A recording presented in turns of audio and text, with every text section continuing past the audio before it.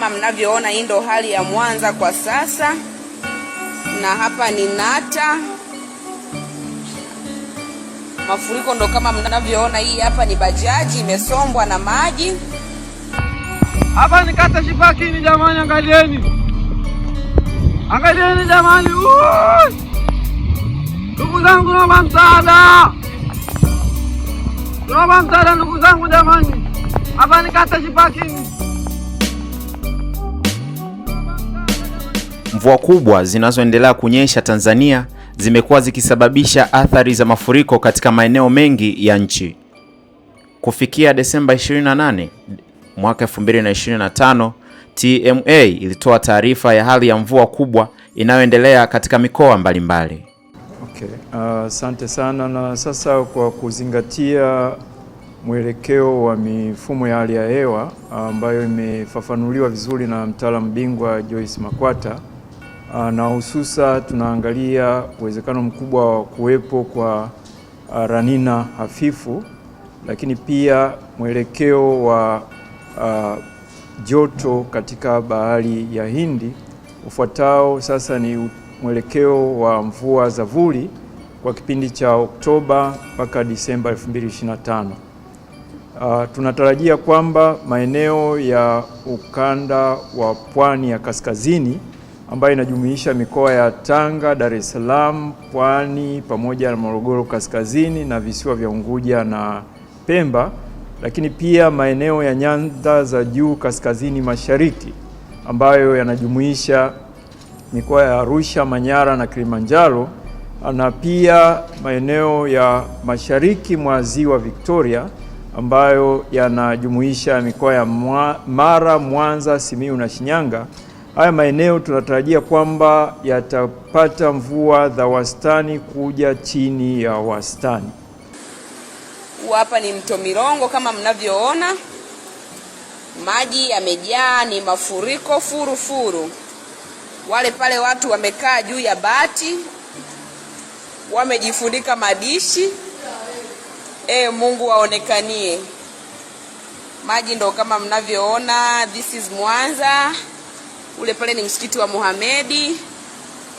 Ile pale ni soko kuu. Mvua hizi zimeambatana na upepo mkali, zimefikia viwango vya juu vya milimita 50 ndani ya saa 24, ikionyesha kwamba hali hii ni kali zaidi ya kawaida kwa msimu huu.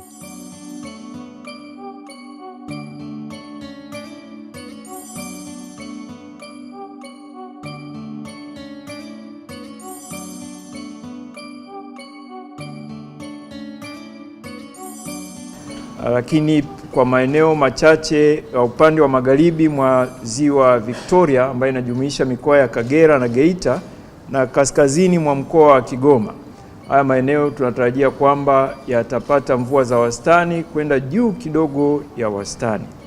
Na ni matarajio yetu kwamba mvua zitaanza wiki ya kwanza na ya pili ya mwezi Oktoba kwa mikoa ya Kagera, Geita, Mwanza, Mara na kaskazini mwa mkoa wa Kigoma, na baadaye kutawanyika kwenda wiki ya 4 ya mwezi Oktoba kwa mikoa ya Simiyu na Shinyanga.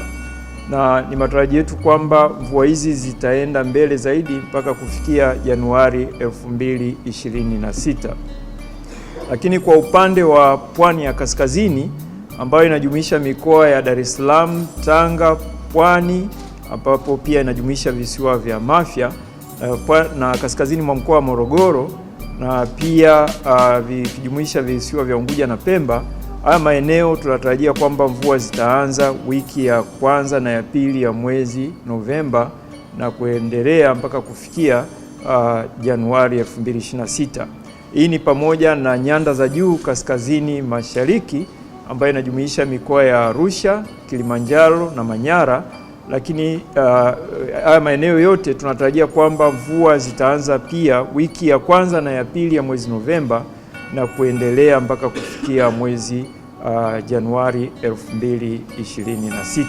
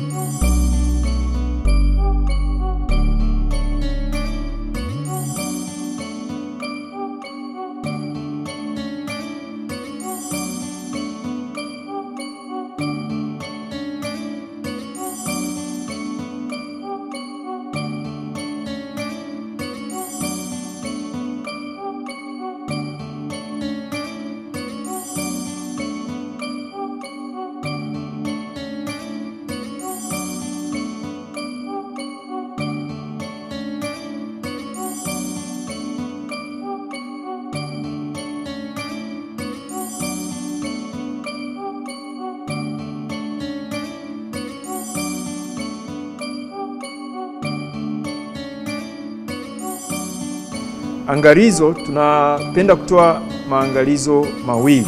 La kwanza, msimu huu wa mvua unatarajiwa kutawaliwa na vipindi virefu vya ukavu na mtawanyiko wa mvua usioridhisha, hususan katika maeneo ambayo tumeainisha kwamba yatapata mvua za wastani hadi chini ya wastani, na hususa katika nyanda za juu kaskazini mashariki na pwani ya kaskazini.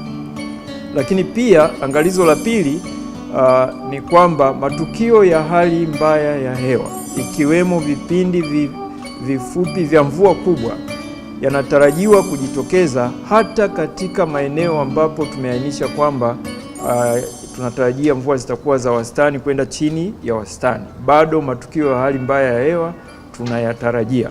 Kwa hivyo ni vizuri na ni vyema wananchi tukaendelea kufuatilia na wadau wote taarifa ambazo zitakuwa zinatolewa kila siku kutoka Mamlaka ya Hali ya Hewa Tanzania.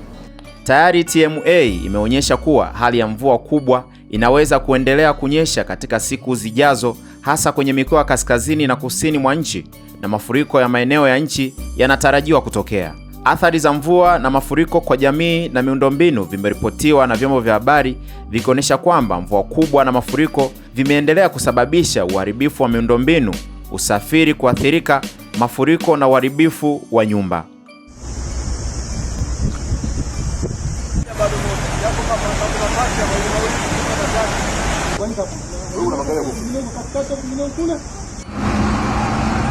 Hili eneo ni barabara ya kutoka Morogoro kwenda Iringa maarufu kama Iyovi.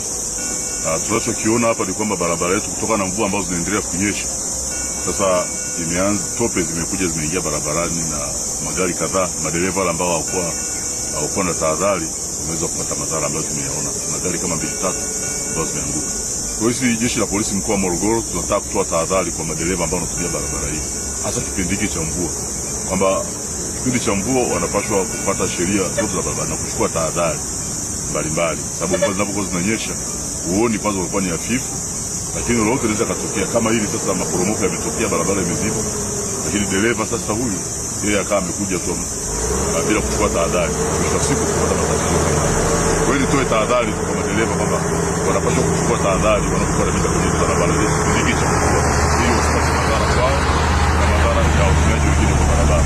Kwa hiyo jeshi la polisi tumeimarisha doria hapa kusudi waweze kupita kwa wakati wenzetu wa TANROADS wanaendelea kuondoa hichi kifusi ambacho kiko kwenye barabara, na baadaye hali itakuwa ni nzuri. Nawatakia maandalizi mazuri ya mwaka mpya na wasafiri wakiwa sana. Majina naitwa Waziri Mikdadi. Nitingo hiyo kuso hapo juu hapo. Kwa tunashuka hivi down. Baada ya kusogea na hii down hapo, tukakutana hapo na hilo likifusi hapo. Kwa hiyo dereva baada ya kujitetea kanyaga breki, basi naye akawa anapandisha hivi, kwa hiyo sema kujitetea ikawa hamna hapo. Tukapanda hilo likifusi, chuma akajipiga mtama. Jina langu naitwa Emmanuel Alice Mtila, mzaliwa Dodoma. Mimi ni msaidizi wa dereva. Tulikuwa tukitoka Dar kuelekea Mbeya na gari ilikuwa imepakia shehena ya matrekta. Sasa wakati tumefika maeneo haya Iyovi haya, kutokana na mvua na utelezi na nini, gari ikawa imeteleza. Baada ya kuteleza ikawa imegonga ukingo wa daraja. Ilipogonga ukingo wa daraja, tairi ikapasuka, gari ikavutwa kuelekea bondeni. Kama hivi unavyoona, hichi ni kitendo kama cha sekunde 3 au 5 mpaka hapa gari unavyoiona imefika. Lakini namshukuru Mungu tumetoka katika mazingira tukiwa salama, chibuko tu na mali kama hivi unavyoona, mali tulitoa huko kwenye kontena, zingine zimepata majeraha na zenyewe na zingine ziko vizuri. Ndio hivyo, kutokana na barabara zetu na zenyewe sio rafiki sana. Sababu nyingine ambayo imepelekea mvua kubwa ni mabadiliko ya nchi, yani climate change, ambapo mabadiliko ya tabia ya nchi yameweza kuchukua nafasi kubwa katika mifumo ya mvua. Hali ya hewa Tanzania. Sasa ufuatao ni ushauri na athari ambazo tumeziainisha na ushauri ambao tunatoa kwa sekta mbalimbali. Tukianza na sekta ya kilimo na usalama wa chakula, upungufu wa unyevu kwenye udongo unatarajiwa kujitokeza katika maeneo mengi, na hivyo kuathiri ukuaji wa mazao. Katika maeneo yanayotarajiwa kupata mvua za wastani hadi juu ya wastani, vipindi vya unyevu kuzidi kiasi pamoja na mafuriko vinaweza kujitokeza na kuathiri ukuaji wa mazao. Lakini pia wadudu waharibifu na magonjwa ya mimea yanayoendana na hali ya ongezeko la unyevu yanatarajiwa kujitokeza. Sasa ufuatao ni ushauri kwa sekta.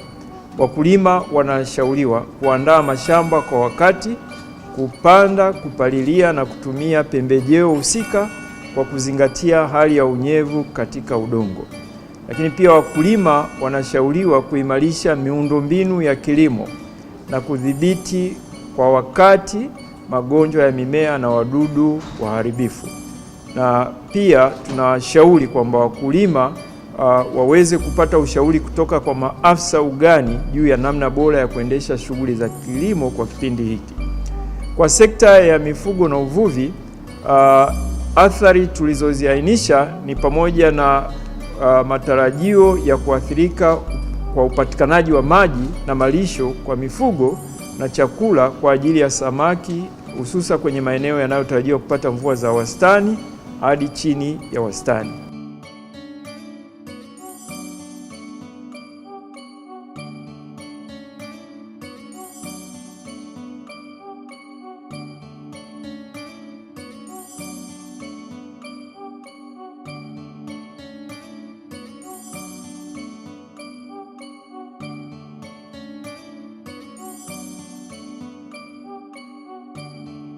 Lakini vile vile milipuko ya magonjwa ya mifugo kama vile homa ya bonde la ufa, ugonjwa wa miguu na midomo na kuzaliana kwa wadudu wadhurifu kunaweza kujitokeza.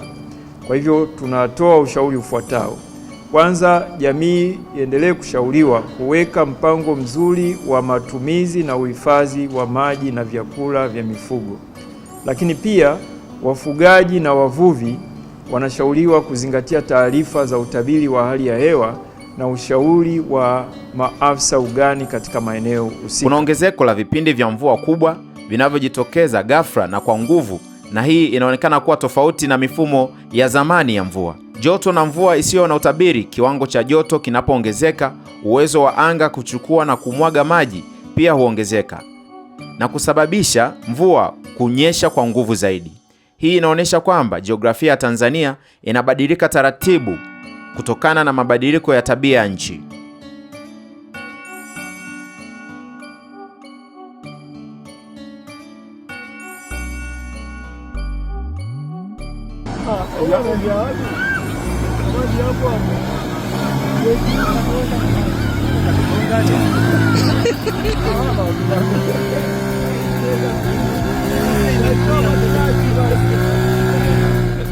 Hatari ya magonjwa nayo imeongezeka. Maji na mafuriko yameweza kusababisha magonjwa kama kipindupindu, malaria na magonjwa ya ngozi, hasa wakati wa maji yakibaki kwa muda mrefu kwenye maeneo ya makazi ya watu. Kuendelea kufuatilia taarifa za hali ya hewa mara kwa mara na kuchukua tahadhari zinazofaa ili kupunguza hatari zinazoweza kujitokeza katika mafuriko. Kwa sekta ya usafiri na usafirishaji, tunashauri kutokana na athari ambayo tunaainisha kwamba tunatarajia kwamba wanaweza kunufaika kutokana na mvua za wastani hadi chini ya wastani zinazotarajiwa katika maeneo mengi. Hivyo ushauri wetu ni kwa wadau wa sekta hii ya usafiri na usafirishaji kuchukua hatua stahiki katika utekelezaji wa ujenzi wa miundombinu mbalimbali pamoja na ukaguzi wa mara kwa mara wa miundombinu ya usafiri na usafirishaji. Na sekta ya nishati, maji na madini, upungufu wa kina cha maji katika mito, mabwawa na hifadhi ya maji ardhini unatarajiwa kujitokeza, hususa katika maeneo ambayo tumeainisha kwamba yanatarajiwa kupata mvua za wastani hadi chini ya wastani. Hivyo tunashauri wadau kuzingatia matumizi endelevu na uhifadhi wa rasilimali maji katika shughuli za madini, uzalishaji wa umeme na matumizi ya viwandani na majumbani. Kwa mamlaka za serikali za mitaa, athari ni pamoja na mvua za wastani hadi chini ya wastani zinazotarajiwa katika maeneo mengi zinaweza kupelekea upungufu wa upatikanaji wa maji kwa matumizi ya nyumbani, kilimo na ufugaji. Tunashauri mamlaka husika kuongeza uelewa kwa timu ya usimamizi wa halmashauri kuhusu hali ya msimu unaotarajiwa na kuhamasisha uandaaji wa mipango na bajeti mahususi kwa kila sekta ili kuongeza utayari na kupunguza athari zinazoweza kujitokeza. Kwa sekta ya afya, athari tuliyoainisha ni pamoja na upungufu wa upatikanaji wa maji safi na salama ambao unatarajiwa kujitokeza, unaweza kusababisha magonjwa ya mlipuko katika maeneo husika. Ushauri wetu ni kwamba mamlaka za afya na jamii kuchukua hatua stahiki ili kupunguza athari za kiafya zinazoweza kujitokeza. Kwa sekta binafsi, shughuli za kilimo biashara na uzalishaji viwandani zinaweza kuathirika kutokana na upungufu wa malighafi za kilimo, hususa kwenye maeneo yanayotarajiwa kupata mvua za wastani hadi chini ya wastani. Tunashauri wadau wa sekta binafsi kushirikiana na wataalamu mbalimbali ikiwemo wataalamu bingwa wa hali ya hewa ili kukabiliana na athari zinazoweza kujitokeza. Lakini vile vile tunashauri kwa taasisi za benki, bima na mikopo kuandaa na kutoa huduma mahususi kwa wadau ili kujenga ustahimilivu katika biashara.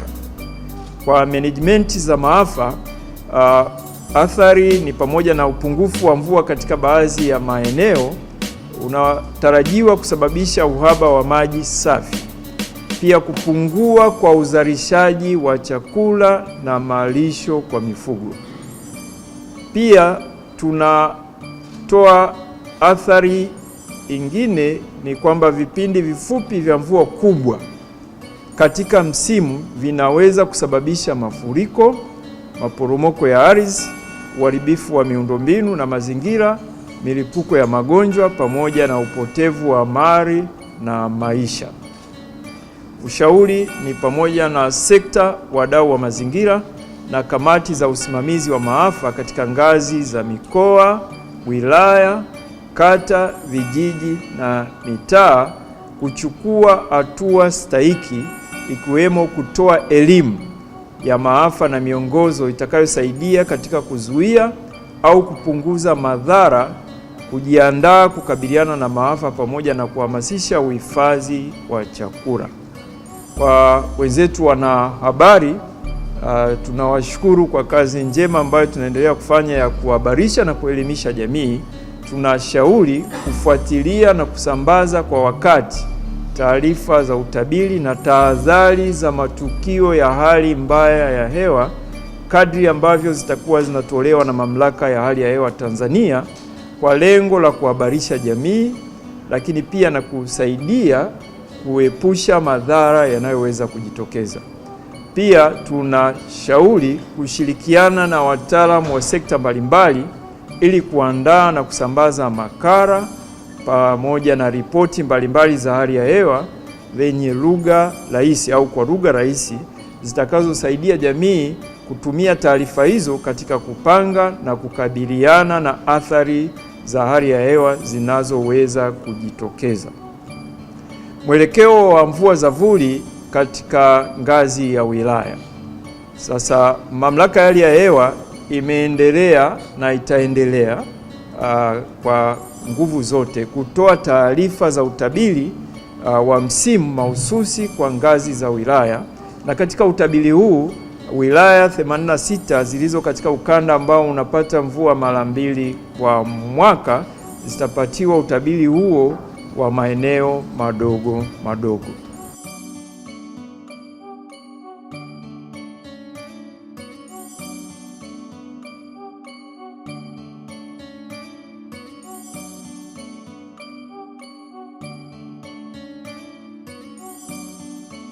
Hali ya mvua kubwa na mafuriko nchini Tanzania na kuwa hatari kwa baadhi ya maeneo huku TMA ikitumia tahadhari za mvua kubwa na uwezekano wa mafuriko ili kuepusha athari zinazoweza kutokea.